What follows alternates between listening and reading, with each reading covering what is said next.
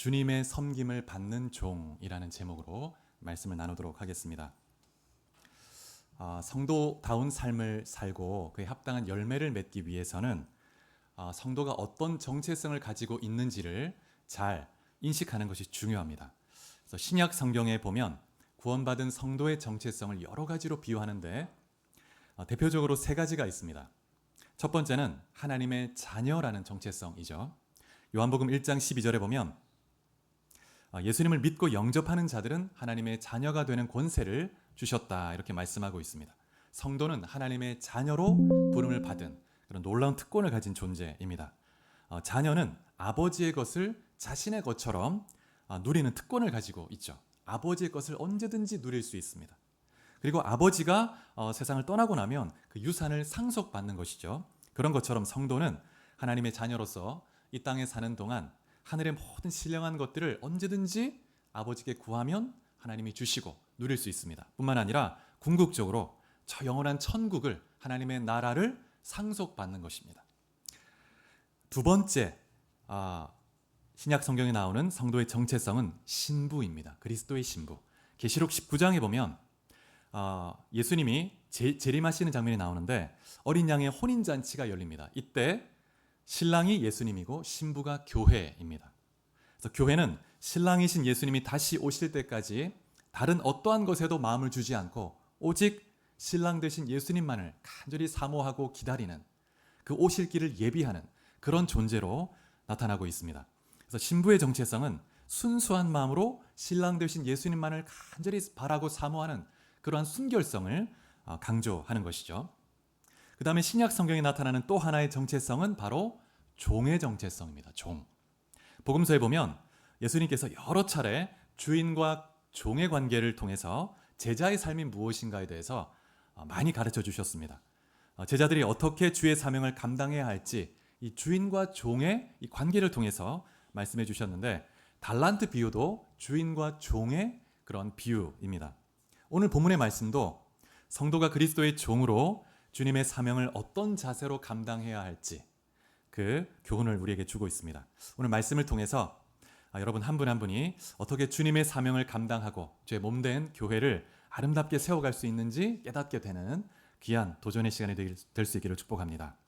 오늘 본문을 잘 보면 1절부터 쭉 읽어보면 예수님 당시에 종의 삶이 어떠했는지 엿볼 수가 있는데요. 종은 밭에서 온종일 일하고 지쳤다고 해도 주인의 상에 함께 앉아서 함께 식사를 한다는 것은 상상할 수도 없습니다. 오히려 종은 온종일 일한 후에도 주인을 위해서 또 따로 식사를 준비해야 됩니다. 그리고 주인이 다 식사를 마치고 나면 그 남은 음식을 가지고 자신의 그 배고픔을 채우는, 그것이 자연스러운 것이죠. 그래서 종의 일과는 보통 늦은 밤이 되어서야 마무리되는 것입니다. 그래서 예수님 당시의 종의 삶이라는 것은 굉장히 고달픈 것이었습니다. 고대 사회는 다 그렇죠. 그래서 고대 시대에 이 종이라는 이 존재는 가축처럼 이렇게 물건처럼 취급을 당했고, 그래서 사고 파는 그런 존재였습니다. 종의 인권이라는 것은 존재하지 않았습니다. 그래서 학대도 참 많이 받았죠. 그래서 이 종의 생명이라는 것은 그냥 주인의 손에 달려 있는 거예요. 그래서 종은 주인의 집에서 숙식을 해결할 수 있는 것만으로 감지덕지해야 하는 그런 존재였습니다. 그래서 9절에 보면 이렇게 말씀합니다. 명한 대로 하였다고 종에게 감사하겠느냐. 소유물에 불과한 종이 마땅히 해야 할 일을 했다고 해서 주인이 그 종에게 감사를 표한다거나 뭔가 보상을 해줘야 된다는 부담을 가지지 않는다는 거예요. 그것이 종이라는 것입니다. 그래서 이렇게 7절, 8절, 9절에 보면 예수님은 당시 종의 삶을 언급하면서 10절에서 제자들에게 직접 이렇게 말씀합니다. 너희도 명령받은 것을 다 행한 후에 우리는 무익한 종이라 우리가 하여야 할 일을 한 것뿐이라 할지니라, 이렇게 말씀하고 있습니다. 근데 이 무익한 종이란 뜻은 무가치하다, 이런 뜻이 있습니다. 나는 무익한 종입니다. 이것을 좀 의역을 해보면 이렇게 번역할 수 있습니다. 나는 종으로서 마땅히 해야 할 일을 한 것뿐이니까 주인께서는 뭔가 내게 보상해야 할 부담감과 의무감을 가질 필요가 없습니다. 이런 의미를 담고 있는 것이죠. 마땅히 해야 할 일을 한 것입니다. 여러분, 이것이 제자가 자신에게 맡겨진 주의 사명을 감당할 때 가지고 있어야 될 그런 자세인 것이죠. 그래서 오늘 본문을 통해서 예수님 당시의 종이 어떤 존재였는지 두 가지로 정리해 볼 수 있는데, 첫 번째는 종은 주인이 돈을 지불하고 구매한 주인의 소유물이라는 것입니다. 그래서 종이 가진 모든 시간, 모든 것, 그 노동조차도 주인의 소유입니다. 그리고 그 노동을 통해서 얻게 된 결과물들도 주인에게 속하게 되는 것입니다. 그래서 종은 삭슬 받기로 계약하고 일을 하는 일꾼과는 또 다른 개념이죠. 그래서 자신이 수고했다고 해서 주인에게 뭔가 대가를 바랄 수 없는 그런 존재입니다. 그다음에 두 번째로, 종은 항상 주인의 명령을 최우선순위로 삼고 살아가는 그런 존재이죠. 그래서 종들은 여러 가지 해야 할 일들이 많이 있는데 개인적인 일은 항상 가장 뒤에 있습니다. 가장 뒤에. 그래서 주인이 맡긴 밭의 일, 또 양을 돌보는 일, 또 집에 여러 가지 일들을 해야 되죠. 그리고 또 주인이 외출하고 돌아오면 그 발을 씻겨드리고 또 주인에게 수종드는 그 모든 일들, 항상 주인이 시킨 일을 우선으로 하는 그런 존재입니다. 그러면서 예수님이 제자들에게 너희도 이 종들처럼 행하라 이렇게 말씀하고 있습니다. 너희도 이 종들처럼 행하라. 근데 오늘 본문의 이 모습을 보면 예수님의 이 말씀, 예수님의 이 모습은 다소 낯설게 여겨집니다. 그리고 이렇게 열심히 헌신한 그 종들에게 좀 너무 야속하시다, 좀 더 이렇게 후하게 좀 대접해 주실 수는 없나, 이런 질문을 좀 해볼 수가 있습니다. 이러한 의문에 대해서는 마지막에 이제 해결이 될 텐데요. 마태복음 11장 28절에 보면 예수님 이런 말씀하셨죠. 수고하고 무거운 짐진 자들아 다 내게로 오라. 내가 너희를 쉬게 하리라. 예수님이 이 말씀을 언제 하셨냐면 제자들이 여러 마을에 다니고 복음을 증거하고 수고하고 돌아왔을 때, 그때 주님이 제자들에게 이렇게 말씀했습니다. 너희가 참 수고가 많았다. 이제 와서 쉬어라. 그러면서 이런 말씀하셨어요. 그런데 오늘 본문에서는 예수님이 다소 좀 딱딱하고 냉정하게 진짜 종에 대해서 주인인 것처럼 이렇게 말씀을 하고 계십니다. 그래서 이 독특한 이 본문에서 주님이 제자들에게 강조하고자 했던 교훈이 무엇일까요? 성경에 나오는 한 본문을 잘 이해하기 위해서는 항상 그 문맥을, 전후 문맥을 잘 이해할 필요가 있습니다. 그래서 오늘 본문 17장 1절부터 10절까지 문맥을 좀 살펴볼 필요가 있는데, 1절부터 10절에 보면 제자도에 대한 가르침을 4가지 이렇게 담고 있습니다. 1절부터 4절까지는 공동체 안에서 성도가 어떻게 서로 관계해야 하는가에 대해서 말씀하고 있죠. 그래서 1절, 2절을 보면 성도를 실족하게 하는 것에 대해서 경고를 하고 있습니다. 그리고 3절, 4절은 성도를 서로 용서할 것에 대해서 말씀하죠. 또 5절, 6절은 제자들에게 필요한 믿음에 대해서 권면하고, 또 7절부터 10절은 무익한 종의 자세에 대해서 권면하고 있습니다. 이 모든 이 가르침이 제자에 대한 가르침이죠. 자, 그럼 이 4가지 이 권면이 이 제자도에 대한 가르침이 어떻게 연관이 있을까요?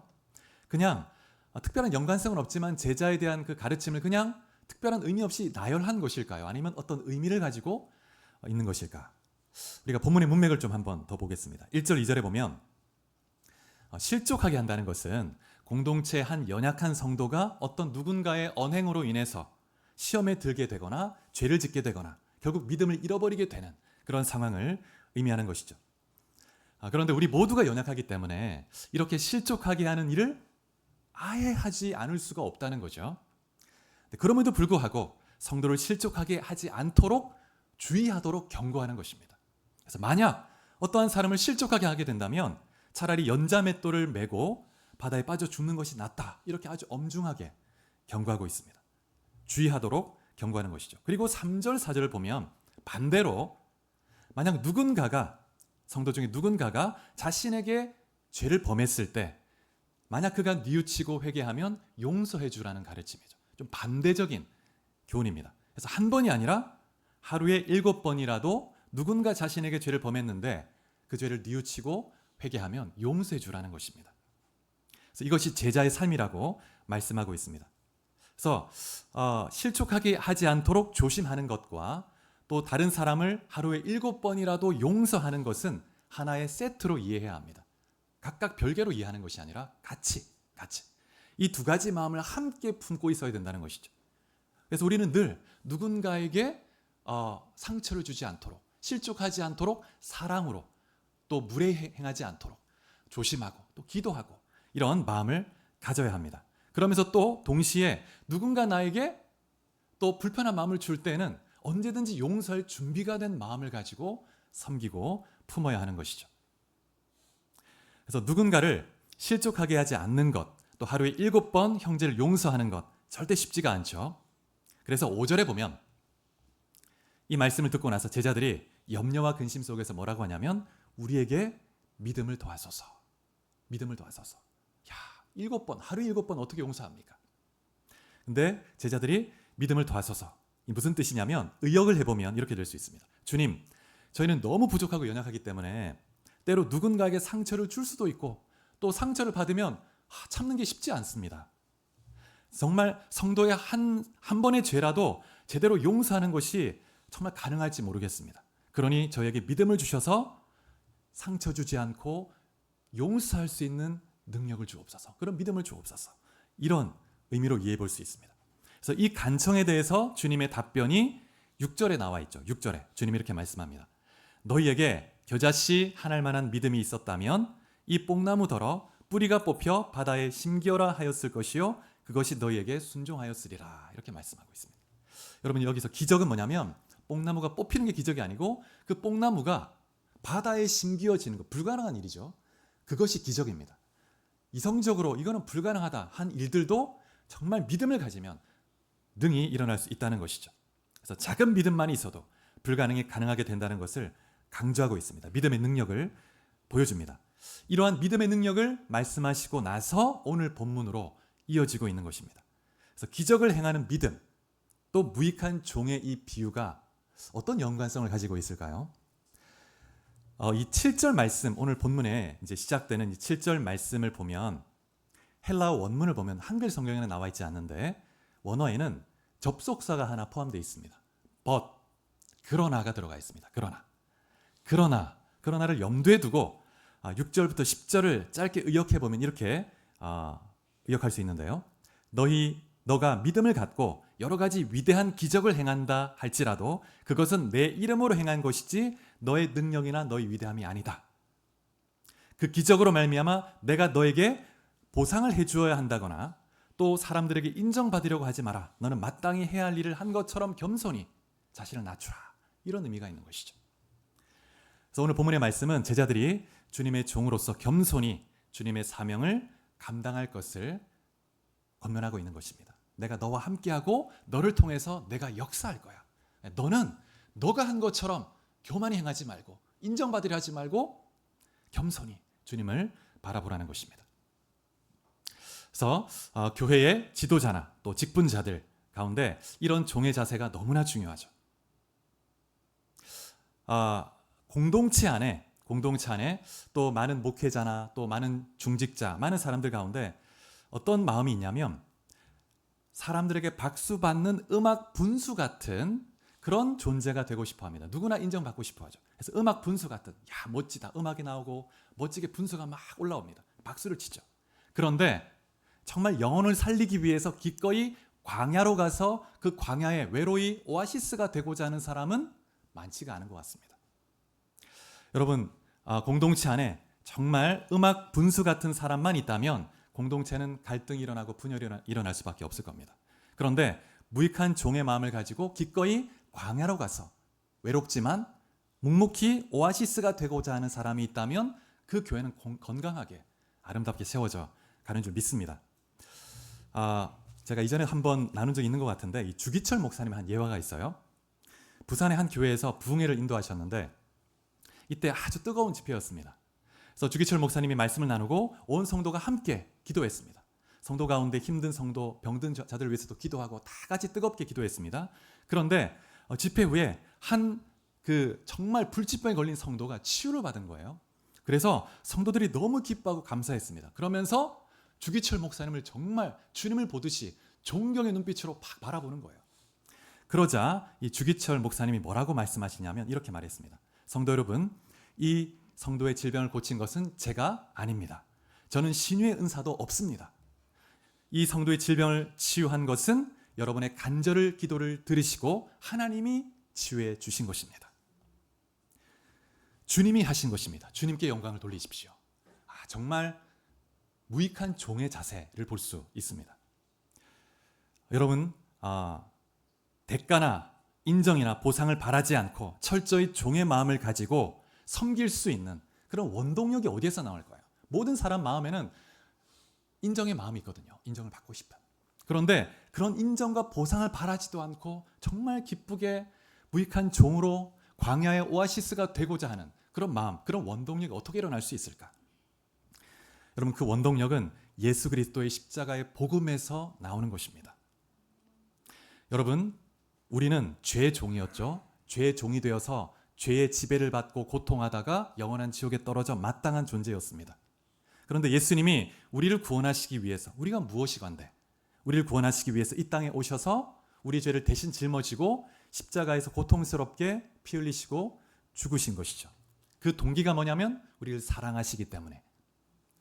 이 복음, 십자가 복음이 실제가 된 사람의 마음에는 무한한 감격과 무한한 기쁨이 있습니다. 이미 모든 것에 대하여 보상을 다 받은 거예요. 그러니 이미 다 보상을 받고 섬기고 일하는 거예요. 여러분, 우리는 예수의 피로 영원히 주님의 소유가 된 그런 존재입니다. 우리의 시간, 우리의 가진 모든 것 다 주의 것이죠. 우리의 생명까지 다 주의 것입니다. 그래서 우리는 영원히 주의 소유가 되었기 때문에 이제 전적으로 주님을 위해서 살아가야 되는데 그것이 의무감으로 억지로 이게 아니죠. 이미 베푸신 은혜가 너무 크기 때문에 기쁘게 자발적으로 온전히 드리는 거예요. 주님, 내가 아끼지 않고 다 드리겠습니다. 내 인생은 주의 것입니다. 나를 주의 뜻대로 써주옵소서. 그래서 로마서 14장 8절에 보면 사도 바울이 이런 고백을 합니다. 우리가 살아도 주를 위해 살고 죽어도 주를 위하여 죽나니 그러므로 사나 죽으나 우리가 주의 것이로다. 십자가 복음을 경험하고 그 사랑에 감격한 자가 하는 고백입니다. 먹든지 마시든지 무엇을 하든지 다 하나님의 영광을 위하여 하라. 나의 남은 인생은 그냥 덤으로 주신 지옥에 떨어질 인생인데 나를 구원해 주시고 하나님의 자녀로 이런 복을 주시다니. 그래서 뭐든지 하나님의 영광을 위해 사게 되는, 이것이 기쁨으로 하게 되는 것이죠. 우리가 한 구절 찾아보겠습니다. 고린도후서 5장 14절입니다. 고린도후서 5장 14절.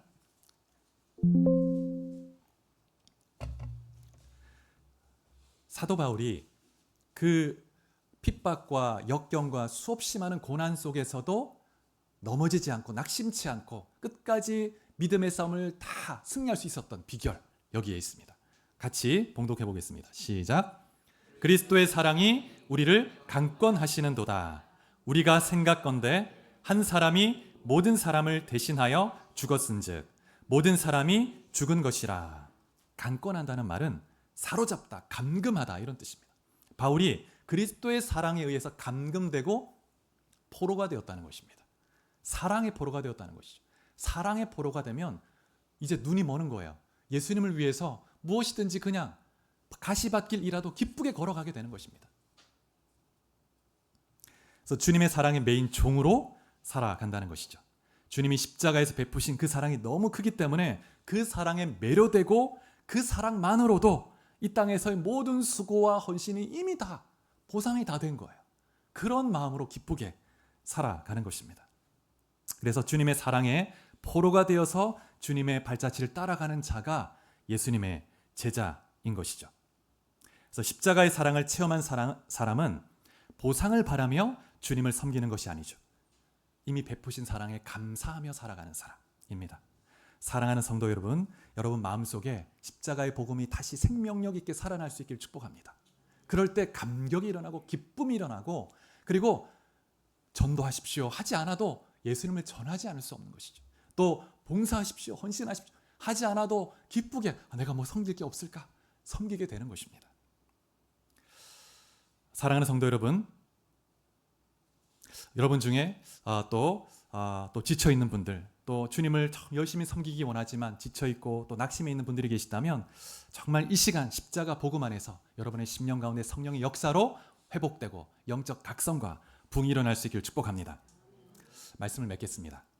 오늘 두 분 권사님 이제 은퇴식을 하게 되는데 2015년 7월 11일에 임직을 받으셨습니다. 두 분 같이 지난 10여 년 동안